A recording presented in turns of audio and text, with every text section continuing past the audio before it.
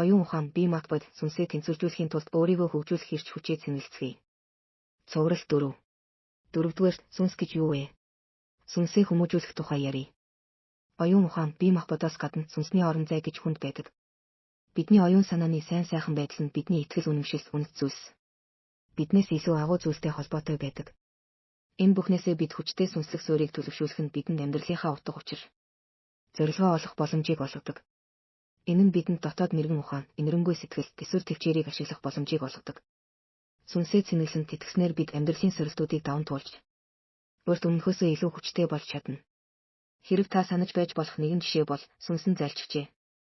Сүнсийг нь дуудуулах хэрэгтэй байна гэдэг яриаг та ганц ч болов сонсож байсан байх гэж бодож байна. Энэ бол тухайн хүн өөртөө ямар ч итгэлгүй болсон, өөртөө итгэлгүй хүн хүнд бас итгэх бэ? Эсвэл бүр эсрэгээр нь байх уу? Тиймээс л өөрийгөө олох гэдэг үг бас үүснэ бодит амьдрал дээр ийм хүмүүсийн сүнсэн цэнгээ. Алтчсан утастай адил гэж ойлгоход амархан. Ингэж зөөрлөж хэлбэл сүнс гэдэг ойлгомжтой. За үүгээр түр завсарлая. Анхаарал тавьсан танд баярлалаа. Дараагийн видео хүртэл баяртай. Та манай видео болгоодыг цаашид сонирхон үзэх бол бидэнтэй нэгдэж subscribe хийж бусаддаа шеэр хийн үү.